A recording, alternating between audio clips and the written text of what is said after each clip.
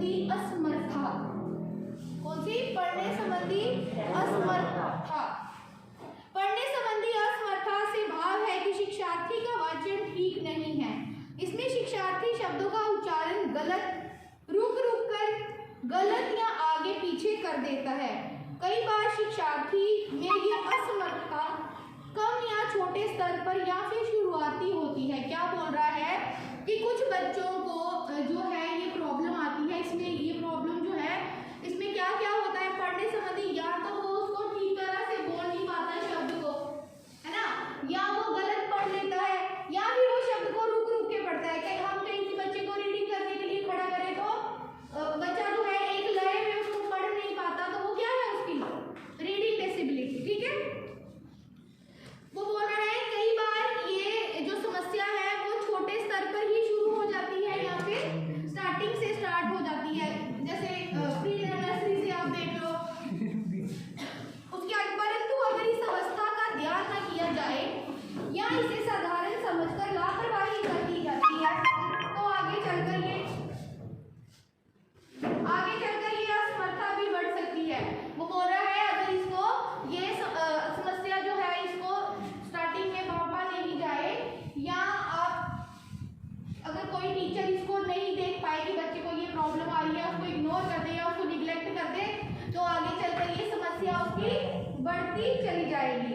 शिक्षार्थी की पढ़ने की योग्यता बिल्कुल ही जाती रहती है। धीरे धीरे क्या होता है, वो उसको बिल्कुल ही पढ़ना नहीं आता। हमारे बहुत सारे बच्चे प्राइमरी क्लासेस में ऐसे होते हैं जिनको अच्छे से रीडिंग करना नहीं आती। मैं ये नहीं बोलती कि उनके टीचर में भी कोई कमी होगी, लेकिन कहीं ना कहीं जो है वो उस चीज से लैग कर रहे होंगे, जो बच्चे पे प्रॉपर उसका ध्यान नहीं जा पाता। तो टीचर की जो ड्यूटी है वो हर एक बच्चे पे फोकस करना, एक समान जो फोकस करना वो होती है। अगर किसी बच्चे को ये प्रॉब्लम आ रही है तो फाइंड आउट करो कि क्यों आ रही है, या बच्चे को कहाँ प्रॉब्लम क्रिएट हुई है, क्यों वो अच्छे से पढ़ नहीं पा रहा। No whispering. शिक्षार्थी की पढ़ने की, अच्छा, कई बच्चों में पढ़ने संबंधी असमर्थता किसी अंदरूनी शारीरिक कमजोरी से भी हो सकती है, या फिर किसी चोट, बीमारी या दुर्घटना से भी हो सकती है, परंतु इसका सीधा प्रभाव शिक्षार्थी की पढ़ने की योग्यता पर पड़ता है, जिसके साथ वे शिक्षण असमर्थता का शिकार हो जाते हैं। क्या हो रहा है, कई बार जो है उसकी अंदरूनी कमजोरियां जो हैं बच्चे की, उसकी वजह से भी ऐसा होता है, या चोट लगने की वजह से। कई बार देखा जाए तो ये टंग के नीचे हमारा एक मांसपेशी होती है, अगर वो भी जुड़ी हो तो वो प्रॉपर बोलने में उसको प्रॉब्लम आती है। तो क्या हो रहा है, या किसी चोट की वजह से या कोई कमजोरी की वजह से बच्चे में ये जो ऐसी डिफिकल्टी जो है वो क्रिएट हो सकती है। ठीक है, जिससे क्या होता है वो रीडिंग डिसेबिलिटी का शिकार हो जाता है, जिसके साथ वह शिक्षण असमर्थता का शिकार भी हो जाते हैं। तो दूसरी जो है, पहली जो है हमारी डिसेबिलिटी वो है रीडिंग डिसेबिलिटी, दूसरी है हमारी राइटिंग डिसेबिलिटी, तीसरी है हमारी लिसनिंग, और चौथी है हमारी स्पीकिंग। इसको हम बोलते हैं, इसको अगर आपने शॉर्ट फॉर्म में इसको लर्न करना हो तो ये होगा हमारा RWSL,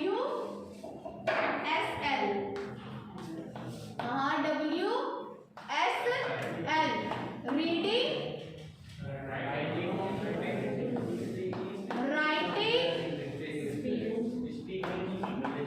स्पीकिंग एंड लिसनिंग। तो आप ये आपको कभी नहीं भूलेंगे, आप बस इसको याद रखो। ये है हमारी डिफिकल्टीज। क्या है? डिफिकल्टीज, समस्याएं। ठीक है, तो कौन कौन सी जो हमारी मेन समस्याएं हैं जो बच्चे को पढ़ने में आती है, शिक्षक या फिर उसकी व्यवहारिक समस्याएं होती है, वो है हमारी पढ़ने की, लिखने की, बोलने की और सुनने की, reading, writing, speaking and listening. तो पहली आप सबको पता चल गई। दूसरी जो है वो हमारी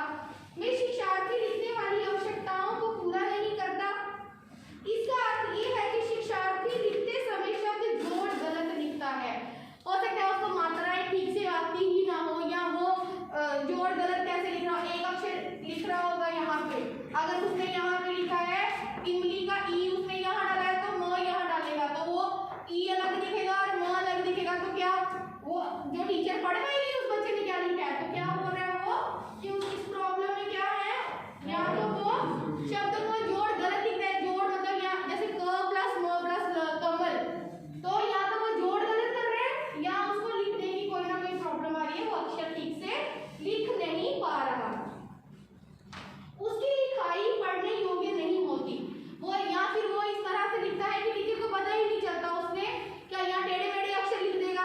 वही सेम एग्जांपल ईशान की है कि नहीं, मूवी देखी है ना सबने, वो भी उसकी नोटबुक में क्या था ए उल्टा बी उल्टा, या तो वो सीधे अक्षर लिख नहीं पाता या फिर उसकी अक्षरों की बनावट जो है वो ठीक नहीं होती, ठीक है, उसमें अक्षरों से दूरी है, पंक्ति का अनुपात ठीक नहीं होता, यही प्रॉब्लम ई यहाँ लिखेगा म वहाँ ल उधर, तो उसकी इमली पढ़ी नहीं जाएगी टीचर से क्योंकि उसने अक्षरों को जोड़कर नहीं लिखा होगा, जब वो अक्षरों को ही सही से जोड़कर नहीं लिख पाएगा तो पंक्ति तो जाहिर सी बात है वो लिख ही नहीं सकता, ठीक है।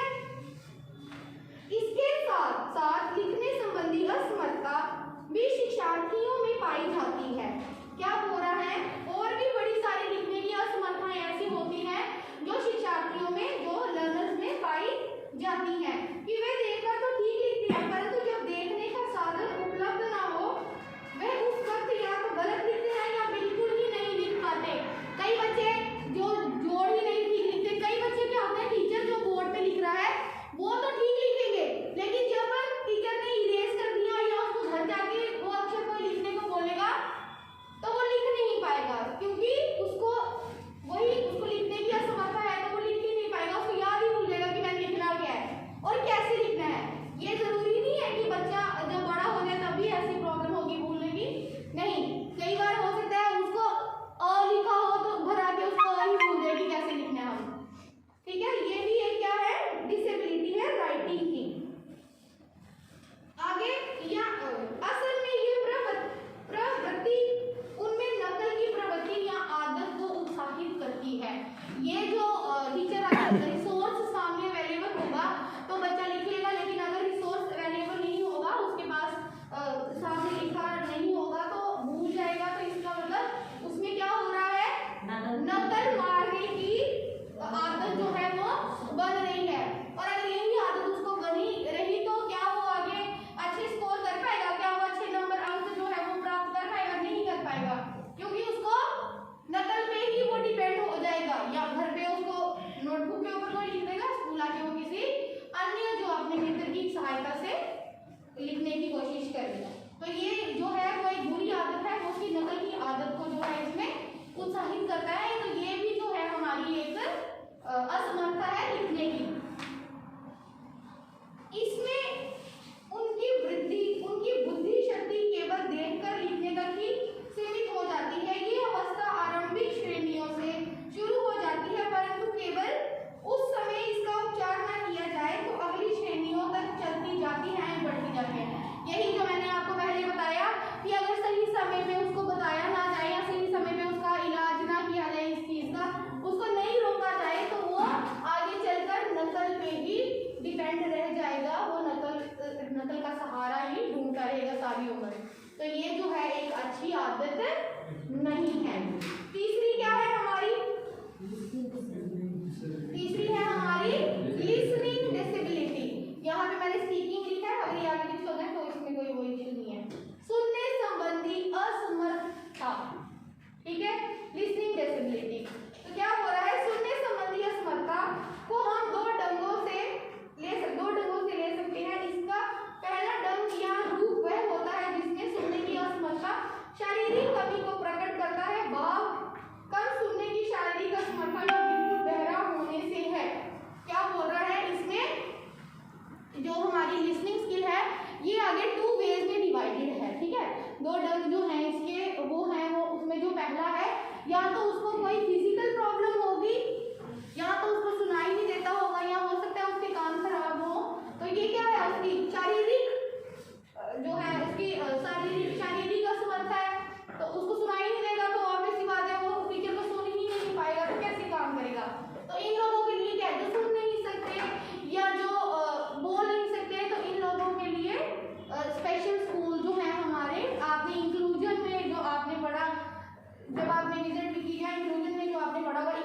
एजुकेशन में, तो इन लोगों के लिए उसमें क्या है, ये भी जो सब्जेक्ट है उस पर अलग से कैसे इन बच्चों को पढ़ाया जाए वो चीज़ें आपको सीखने को मिलती हैं। तो पहली तो उसमें पहला ढंग जो हो गया उसकी शारीरिक असमर्था, ठीक है। उसको प्रॉब्लम अगर उसकी लिसनिंग में उसकी गाली खराब होगी तो वो क्या सुनेगा। दूसरा जो है, दूसरे रूप में सुनने की असमर्था से अपने शिक्षार्थी ध्यानपूर्वक नहीं सुनेगा तो भी बहुत कुछ समझ नहीं पाएगा।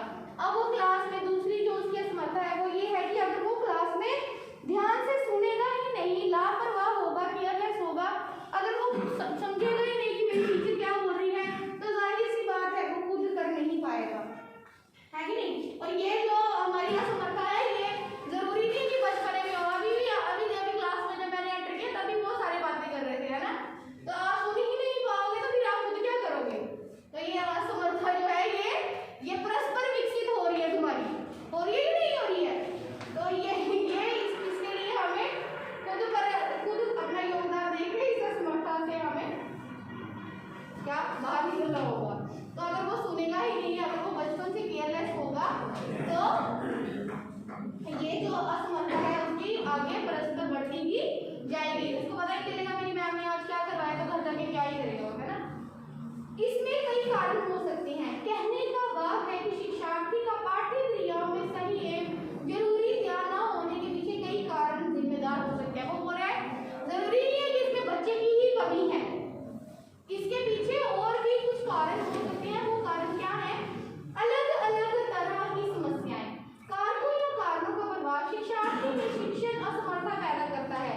क्रियाएं मतलब कि वो उसकी एक्टिविटीज जो है क्लास में उससे भी जो है वो केयरलेस होता जाता है, उससे भी जैसे मैम आगे पढ़ा रही होगी वो पीछे अपने दोस्त से बातें कर रहा होगा, या हो सकता है उसकी रुचि किसी और चीज में हो, वो पीछे पेंटिंग कर रहा हो, या कई बार हम क्लास में देखते हैं कि इंग्लिश का पीरियड चल रहा है, बच्चे मैथ्स का होमवर्क कर रहे होते हैं, है ना। तो अगर उसने सुना ही नहीं होगा तो वो कैसे इस चीज को कवर कर पाएगा। तो ये जो है नेक्स्ट है हमारा, कहने का भाव है कि हो सकता है कि शिक्षार्थी शिक्षण का चाहवान इच्छुक हो परंतु कोई कारण या समस्या के कारण ही ध्यान न दे रहा हो।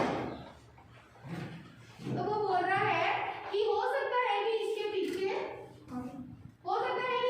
कई कारण हो, या फिर वो जो है क्लास में इंटरेस्ट ही नहीं, उसकी रुचि ही नहीं हो उस क्लास में, तो ये भी उसकी सुनने की डिसेबिलिटी को बढ़ाता है। इस कारण आसपास होने वाली घटनाओं को सुनता ही नहीं, उसके लक्षण इस प्रकार हो सकते हैं। तो वो क्या हो रहा है, अगर उसकी रुचि नहीं होगी तो उसके क्या सिम्टम्स होंगे, उसके क्या लक्षण होंगे कि किस कारणों से वो जो है रुचि नहीं ले पा रहा है उस विषय में। शिक्षार्थी मन में कुछ अन्य घटना के बारे में सोच रहा हो सकता है जब उसकी टीचर या उसका अध्यापिका उसको पढ़ा रही हो तो उसके दिमाग में कुछ और ही चल रहा हो, उसकी मेंटली प्रेजेंट हो ही ना क्लास में, मानसिक तौर पे वो कहीं और ही घूम रहा हो, या वो कोई और घटना के बारे में सोच रहा हो। ये हो गया हमारा इसका पहला कारण। दूसरा कारण है हमारा, शिक्षार्थी का ध्यान बाहरी वातावरण पे हो, या फिर टीचर अध्यापक या उसके अध्यापिका क्लास में पढ़ा रहे हो तो वो खिड़की से बाहर झांक रहा हो। मैंने आपको एग्जांपल पहले भी दी, किसकी एग्जांपल दी मैंने आपको, तारे जमीन पे वो कौन सा बच्चा है, ईशान किशोर बस्ती। तो टीचर उसकी क्लास में पढ़ा रही होती है और बाहर वो चिड़ियों को देख रहा होता है ना। उसमें जिसने देखी होगी उसको पता होगा मूवी का, तो बाहर वो चिड़ियों को चहचहाना देख रहा होता है। तो यही जो हमारा दूसरा कारण है कि शिक्षार्थी का ध्यान बाहरी वातावरण पर हो। अब मैं क्लास में पढ़ा रही हूँ तो तुम बाहर ये खेल देख रहे हो या बाहर का वातावरण देख रहे हो, तो ये बच्चे की डिसेबिलिटी है, कौन सी, लिसनिंग डिसेबिलिटी है उसकी। शिक्षार्थी बातचीत में मस्त हो, मैंने पहले आपको ये कारण बताया। हो सकता है उसकी अध्यापिका आगे पढ़ा रही हो और वो पीछे अपने मित्र से वार्तालाप कर रहा हो, अपने मित्र से बातें कर रहा हो। चौथा कारण है इसका, शिक्षार्थी तक अध्यापक की आवाज सही है स्पष्ट ना पहुंच रही हो, या फिर उसको हियरिंग प्रॉब्लम हो, उसको सुनाई नहीं दे रहा हो, या हो सकता है वो क्लास में किसी थोड़े दूरी पे बैठा हो तो उसकी जो अध्यापिका या अध्यापक की आवाज उस तक पहुंच ही नहीं रही हो। जब उसके पास आवाज पहुंचेगी ही नहीं तो वो क्या सुनेगा और क्या लिखेगा। उसके बाद शिक्षार्थी की पढ़ाई लिखाई में रुचि ही ना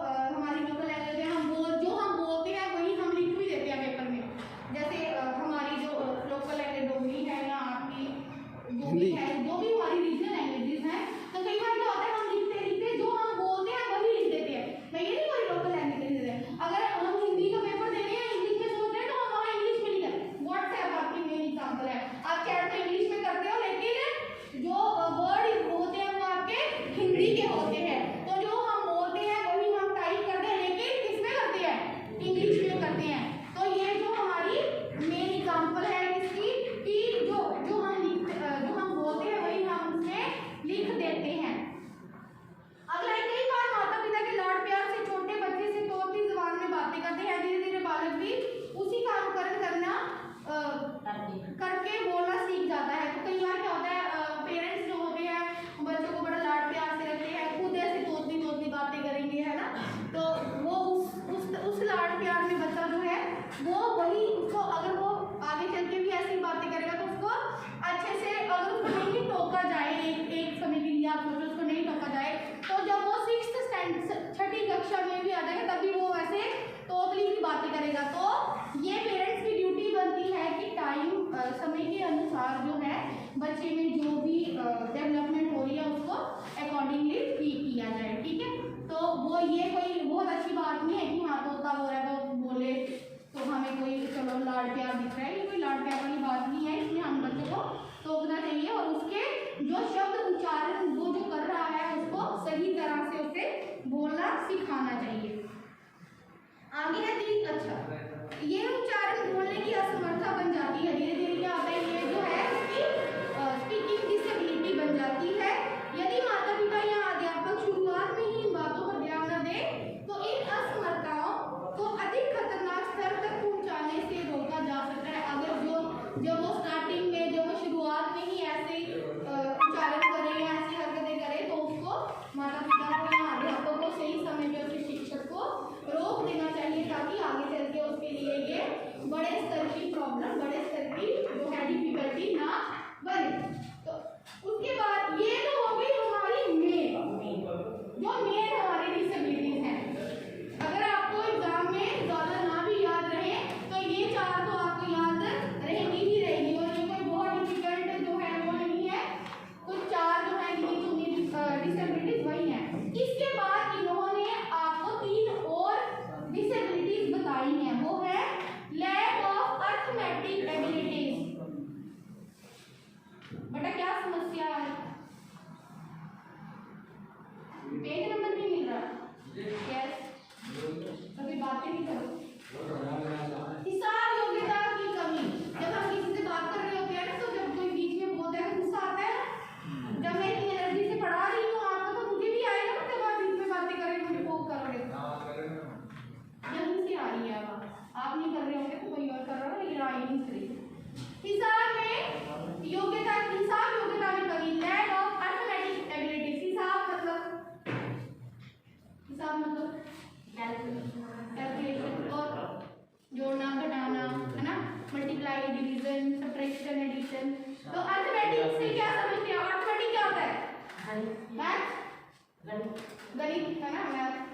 तो क्या हो रहा है, हो सकता है बच्चे को ये आता ही ना हो, मैथ्स में उसको एडिशन ही नहीं करनी आएगी, अगर उसको बेसिक चीजें नहीं आएंगी, उसको जोड़ना ही नहीं आएगा, घटाना ही नहीं, तो आगे चल के क्या वो जो बड़े लेवल का, बड़े स्तर का गणित है वो पढ़ पाएगा। तो ये भी उसकी एक मेन डिसेबिलिटी है। हिसाब की योग्यता में कमी में शिक्षार्थियों को हिसाब करने या साधारण गणित के सवाल हल करने में समस्या आती है। असल में इसके पीछे अधिक बड़ा तथ्य बुद्धि योग्यता का है। वो बोल रहा है कि हिसाब की योग्यता में जो कमी है, जो डिसेबिलिटी है, उसके कैलकुलेशन ही नहीं उसको करने आती होगी तो वो जब आगे चल के वो मैथ्स पढ़ ही नहीं पाएगा, जो उसका एक विषय है उसको पढ़ ही नहीं पाएगा। तो बोल रहा है कि इसमें जो है, जो मेन उसकी योग्यता है वो बुद्धि की योग्यता। मैथ में जितना वो अपनी बुद्धि को यूज करेगा, जितना अपना दिमाग लगाएगा, उतने ही अच्छे तरह से वो जो है गणित को पढ़ पाएगा। कहने का भाव है कि क्लास में जितने भी विद्यार्थी हों सब एक ही बुद्धि योग्यता स्तर के नहीं होते। हम बहुत बार बोलते हैं, कई बार पेरेंट्स की शिकायत होती है कि हमारा बच्चा पढ़ नहीं रहा है, तो आगे से टीचर यही बोलती है कि हर एक बच्चा जो है उसके दिमाग का स्तर जो है वो एक समान नहीं होता, सबका अपना अपना दिमाग है, सब अपने तरीके से सोचते हैं। हो सकता है 4+ एक बच्चा बोले 4+4 8, तो दूसरा बोले 5+3 = 8। जवाब तो दोनों का सही है ना, लेकिन उसकी अपने सोचने की क्षमता है, उसकी अपने सोचने की क्षमता है कि नहीं है।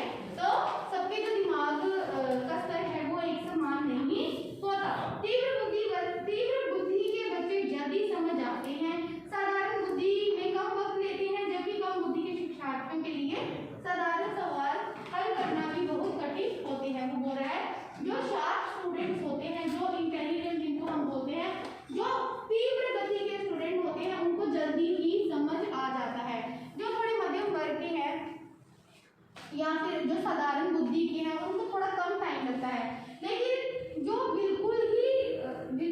नहीं कह सकते हम बच्चे को, क्योंकि मैंने आपको बताया हो सकता है एक बच्चा जो है वो गणित में बहुत अच्छा हो, पर दूसरे जो अन्य उसके भूगोल या विज्ञान के सब्जेक्ट है, विषय है, तो उसमें वो अच्छा नहीं हो, और दूसरा बच्चा जिसको मैथ्स नहीं आता वो दूसरे सब्जेक्ट में जो है वो अच्छा हो। तो वो बोल रहा है कि जबकि कम बुद्धि वाले जो बच्चे हैं उनके लिए ये सवाल जो है हल करना, साधारण सा सवाल भी हल करना जो है उसमें बहुत वक्त लेते हैं, उनके लिए बहुत कठिन होता है। असल में कमियां आरंभिक स्तर पर ही सुधारी जाती हैं। कहने का भाव है कि छोटी कक्षाओं में ही बच्चों के अंकों की पहचान अच्छी तरह से करवाई जानी चाहिए। वो बोल रहा है कि ये जो कमियां हैं ये जो स्टार्टिंग लेवल जो होता है हमारा आरंभिक स्तर जो होता है वहाँ से ही ये कमियां जो है पनपने शुरू हो जाती हैं। तो ये अध्यापिका या अध्यापक की एक ड्यूटी बनती है कि वो बच्चे को अक्षर पहचानने में या अंकों को पहचानने में उसकी मदद करे, जहाँ उसकी कमियां जो हैं उसको दिखाई दे रही हैं उसको जो कमियों को सुधारे, और आगे ताकि आगे चल के उसकी ये समस्या है वो बड़े लेवल पे ज़्यादा ना बढ़ जाए, छोटे लेवल पे ही ठीक हो जाए।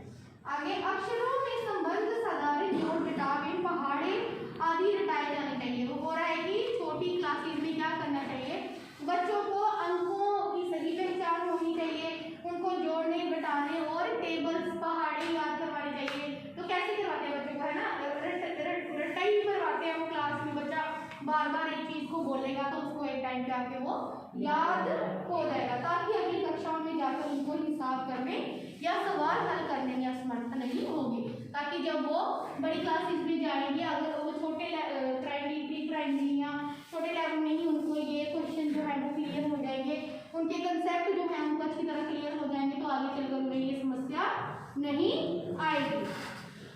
छठी है हमारी व्यवहार की समस्या, प्रॉब्लम ऑफ बिहेवियर। क्या है प्रॉब्लम ऑफ बिहेवियर? व्यवहार की बिहेवियर क्या होता है? व्यवहार मतलब क्या होता है? नेचर है ना, तो उसकी प्रॉब्लम। सबका नेचर एक जैसा होता है, कोई ज्यादा गुस्से वाला होता है, कोई कम गुस्से वाला होता है ना, कोई किसी को अलग चीज पसंद होती है, किसी को अलग चीज पसंद होती है। तो अब हम क्या पढ़ेंगे, कौन सी समस्या? व्यवहार की समस्या। शिक्षार्थियों की शिक्षण असमर्थता में व्यवहार अत्यधिक प्रभावित करता है। यदि क्लास के माहौल या वातावरण शिक्षण परिस्थितियों के अनुकूल नहीं होगी, कहने का भाव है कि कक्षा में शोर शराबा, अनुशासनहीनता आदि होंगे, तो शिक्षण प्रक्रिया पर बुरा प्रभाव पड़ेगा, जिससे शिक्षण असमर्थता की समस्या उत्पन्न होती